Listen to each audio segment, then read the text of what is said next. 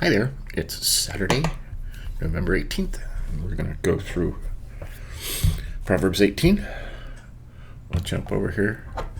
Now, the New American Standard words, some of this stuff, and I had to do a little more research, so. And it started with verse 1. Okay, this one says, "He who separates himself seeks his own desire. He quarrels against all sound wisdom." And I wondered about that, so I went over to this is a New International Version. And it says, an unfriendly person pursues selfish ends, and against all sound judgment starts quarrels. Okay. I mean, this one, we can do anything we want on here. New King James Version. A man who isolates himself seeks his own desire. He rages against all wise judgment. So that's different stuff. I mean, basically, if you're a recluse and you never talk to anybody or never agoraphobic, you don't seek your own desire. Just keep to yourself. Okay?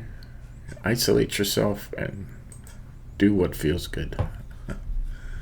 And quarrel against all sound wisdom. Okay? So, that was interesting. Verse 2, "A fool does not delight in understanding, but only revealing his own mind." Okay? Or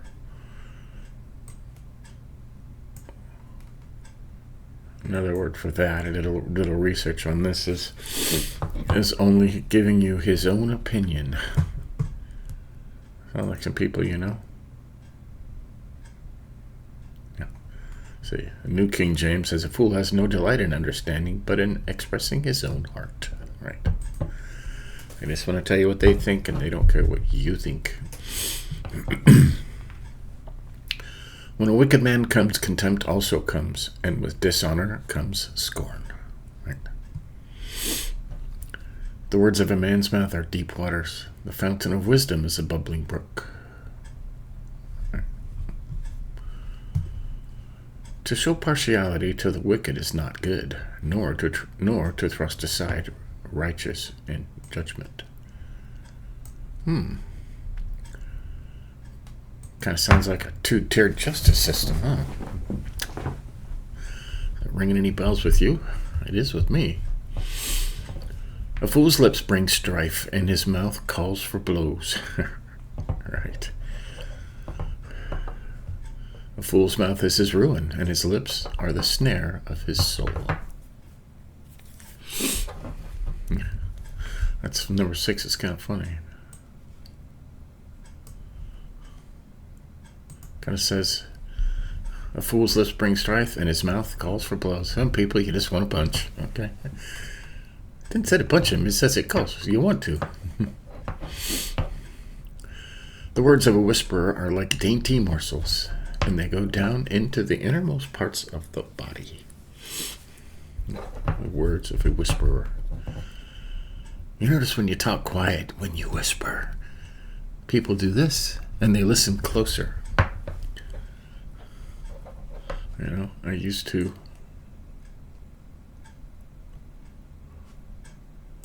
when I wanted my children when they were young, when I wanted them to listen to me and understand, whether it was disciplining them or teaching them something, I noticed if I talked real quiet and I whispered, "This is what you need to do," instead of yelling, they listen. They listen closer. People listen closer when you talk quieter, unless they can't hear. Then that's different. But, yeah, interesting. "He also who is slack in his work is brother to him who destroys."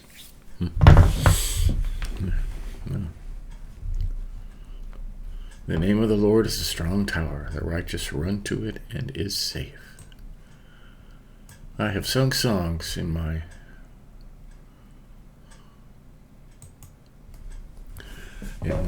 church career. The name of the Lord is a strong tower. That's a great verse. A rich man's wealth is his strong city, and like a high wall is his own imagination. Yeah. Rich people think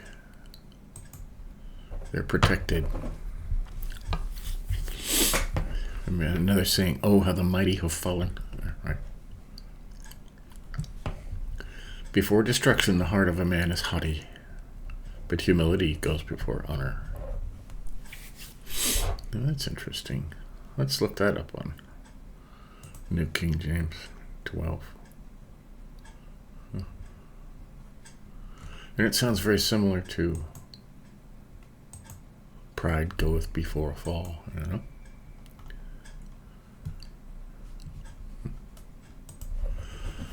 Before destruction, a man is haughty, but humility goes before honor. Right. I like that part. Humility goes before honor. He who gives an answer before he hears, it is folly and shame to him. How many people you know that just cut you off in mid-sentence before even hearing what you got to say? Happens a lot. Happens a lot between married couples, unfortunately. They don't stop and listen to the full statement before giving their answer. They cut them off, and that's how arguments start.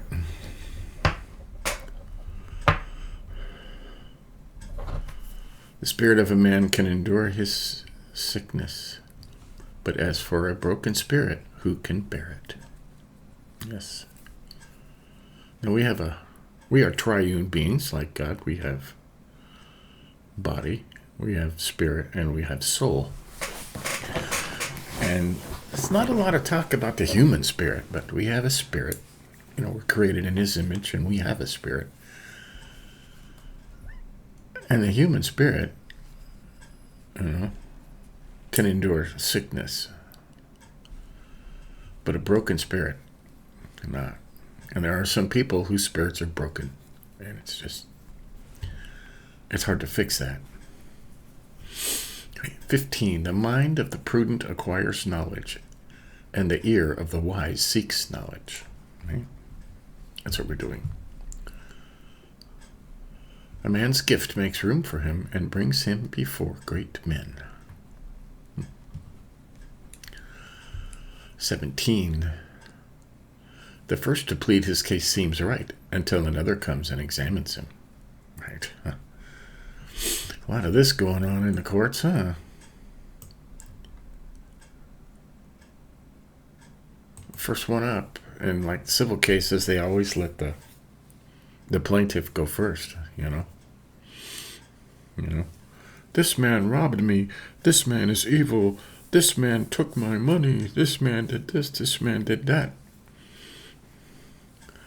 You know, until the cross-examination comes and the defense gets their turn, you know, and proves him totally wrong. The cast lot puts an end to strife and decides between the mighty ones. Yeah, flip a coin, right? They used to cast lots for everything, you know, draw the short straw. They all seemed the same, and they would draw, and whoever got the short straw. And, you know, I've said that's the way it's supposed to be, because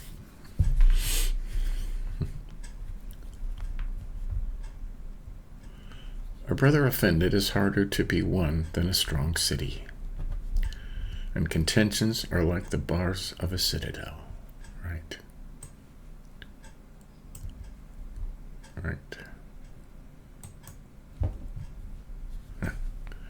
If you offend your brother, and this could be your physical brother, when they say brothers, they're talking about church brothers and sisters. You offend somebody, it's harder to win them back than a strong city.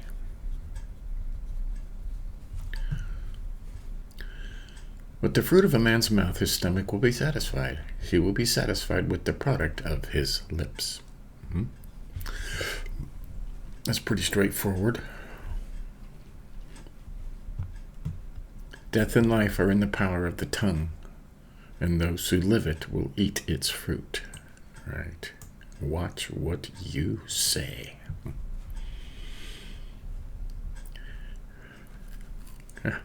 He who finds a wife finds good thing and obtains favor from the Lord. Right? The poor man utters supplications, but the rich man answers roughly. 23. What does that say? Which verse are we in? It's the New International Version. The poor plead for mercy, but the rich answer harshly. It's utter supplications. I think the New International Version said it better. A poor man pleads for mercy, but the rich man answers roughly.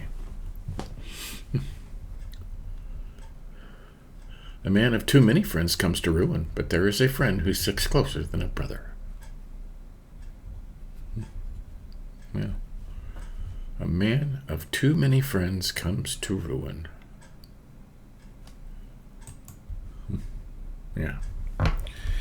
Your circle should be small. So, that is Proverbs 18. This was a short chapter. We'll go over the highlights.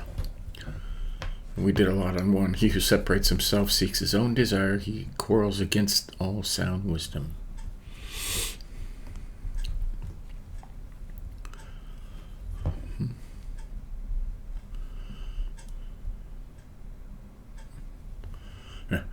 Fool does not delight in understanding, but only in reveal his own minds. We highlighted revealing his own mind because it's better said in other versions where they just want to give you their opinion.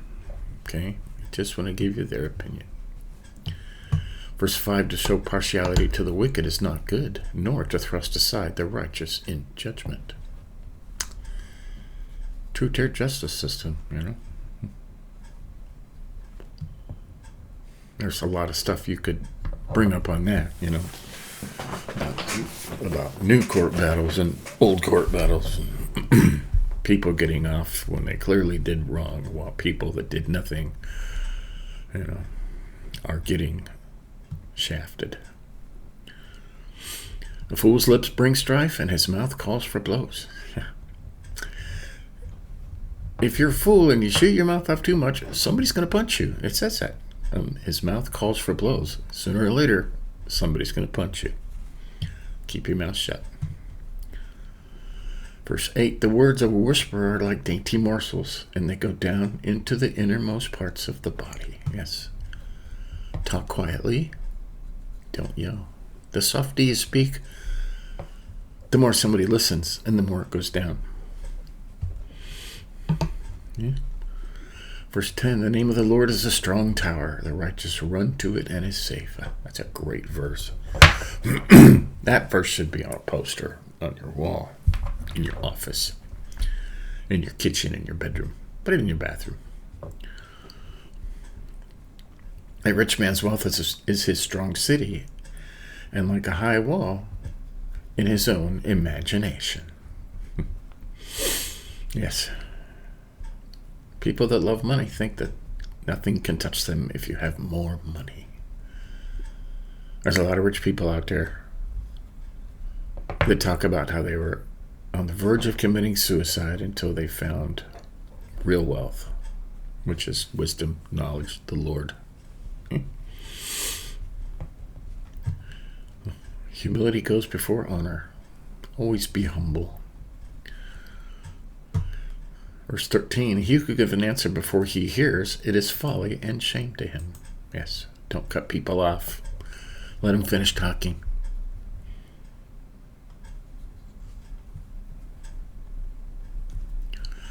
Okay, we highlighted verse 17. The first to plead his case seems right until another comes and examines him or cross-examines him. Verse 19, a brother offended is harder to be won than a strong city, and contentions are like the bars of a citadel. Right. This is true. Verse 21, death and life are in the power of the tongue, and those who love it will eat its fruit. Good or bad?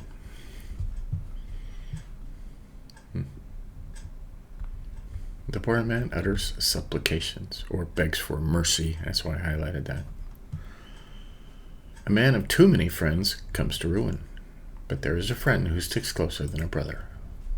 Too many friends. You can have too many friends. Okay. So, that is Proverbs 18. We did some jumping around into other versions because we're doing a new version each month, and I think next month we'll probably do the New King James or English Standard Version. It's something interesting just to compare the different ways that they say things. I mean, they were all translated from the same Dead Sea Scrolls and older versions, but it's interesting to see the prose they use to say the same thing. So, that was 18. Have a good Saturday. Have a good weekend. Keep reading. See you next time.